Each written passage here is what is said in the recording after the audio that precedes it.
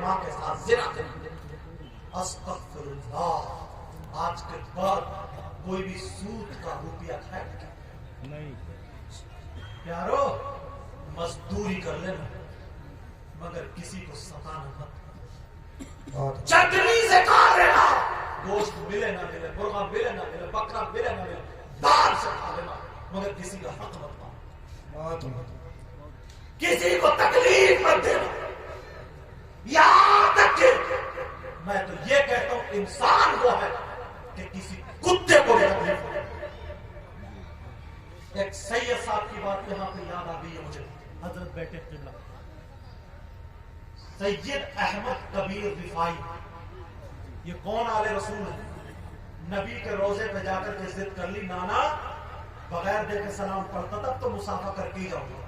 میرے آقا کا مزار شریف سے ہاتھ نکل کے آ گیا تھا. یہ وہ آل رسول سبحان اللہ سید احمد کبیر رفاعی.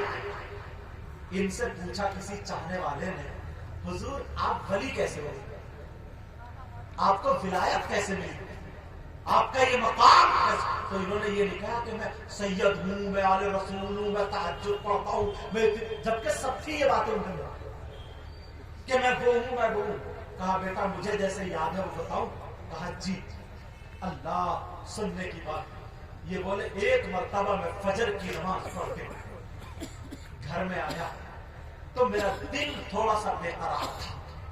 میں نے سورہ یاسین پڑھ کے 3 گھونٹ پانی پر دم کر کے 3 سانس میں پی لیا. اطمینان ہوا, سکون ہوا, لیکن پھر بھی تھوڑی سی بے چینی تھی. میں نے سوچا چلو تھوڑی سی واقعی کا تھوڑی سی ہوا لے لوں باہر کی. بولے میں باہر نکلا تو میں نے دیکھا ایک کتا, توجہ رکھنا, ایک کتا,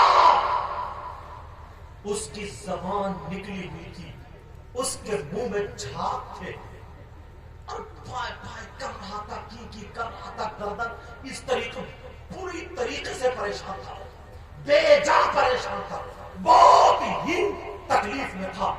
لوگوں کے پاؤں میں گھسے, لوگوں کی ٹانگوں میں گھسے, کبھی جائے تو کوئی لات مار دے, کوئی ہاتھ مار دے, کوئی ڈنڈا مار دے, کوئی پتھر مار دے, کوئی زبان سے ہٹ ہٹ کر کے ہٹا دے. بیچارے کی کوئی نہیں سن رہا تھا. یہ سید صاحب دیکھ رہے تھے, ان کی طرف کو وہ کتا آ گیا.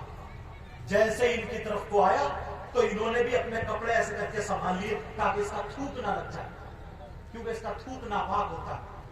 بھیگا ہوا کتا اگر کپڑوں سے لگ جائے, کپڑے بھیگ جائے تو کپڑے ناپاک, سوکھا ہوا لگ جائے تو ناپاک نہیں.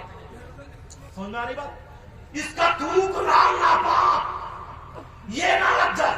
جیسے انہوں نے سمیٹا ایسے کیا تو کتا سمجھا کہ اب کوئی انسان مل گیا. کتا دم ہلانے لگا, کیا کرنے لگا, اور کی دم ہلا. انہوں نے جب دیکھا نا دم ہلایا, تھوڑا سا جھکا کتا تو اس کی گردن پہ اتنا بڑا زخم تھا اور اس زخم میں کیڑے بل بلا رہے تھے, اسی سے پریشان تھا. اور یہ سمجھ گئے, انہوں نے پھر اس کو ایسے کچھ کہا, کتا پھر وہی. اب یہ سید صاحب دعا کر رہے, اے اللہ تو کوئی ایسا سبب بنا دے کہ میں اس کتے کی مدد کر دوں. ماشاءاللہ. اب یہ دعا کر رہے ہیں, اے اللہ کوئی سبب ایسا بنا دے کہ میں اس کی کیا کر دوں, مدد کروں. کتا تھا, کوئی حاجی نمازی تو تھا نہیں معذرت, مگر نیت کہ میں اس کی مدد کر دوں.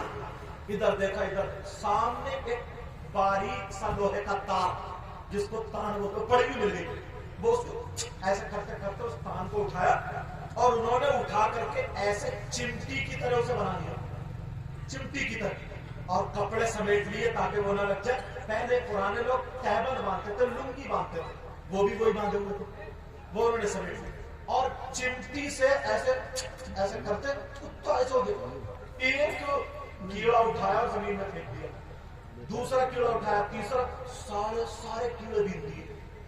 کتا ٹھنڈی سانس لینے لگا, بے چینی ختم, اس کی زبان اندر, تھوک ختم. انہوں نے بھی ٹھنڈی سانس لی, اللہ تیرا شکر. برابر میں دوب گھاس کھڑی تھی, ایک گھاس جس کو دوب یا کیا بولتے ہیں, یہ بولتے ہیں, سمجھ گئے نا, وہ کھڑی تھی, انہوں نے کھیڑی اس کر کے جھاڑی, ایک پتھر پہ رکھ کے دوسرے پتھر سے کچل کچل کے اتنی بڑی ٹکیا بنائی. اب کتا وہیں پہ, وہ ٹکیا بنائی اور بنا کر کے اس کتے کی گردن پہ رکھ دی, اور گردن پہ رکھ کے انہوں سے جب کتا چلے گا تو گر جائے گا. انہوں نے اپنی لنگی کی نا, پہلے سلوی نہیں بنتے, اپنی لنگی کی ایک چیر پھاڑی. یار یہ تو سید صاحب تھے نا, لوگ ان کے جوتے اٹھاتے, آل رسول کے ہاتھ چومتے. انہوں نے اپنی تہمت کی لنگی کی چیر پھاڑ کے کتے کے وہ باندھ دی. او میرے اللہ کو یہ ادا اتنی پسند ہے, وہ اللہ کی قسم کھا کے کہتے جس دن سے میں نے کتے کے وہ چیر باندھی مجھ پہ اللہ کی رحمت برسنے لگتی ہے. جیسے جیسے وہ کتے کا زخم ٹھیک ہوتا گیا, بھر گیا, اللہ مجھے مقام عطا کرتا چلا گیا اور میں ولی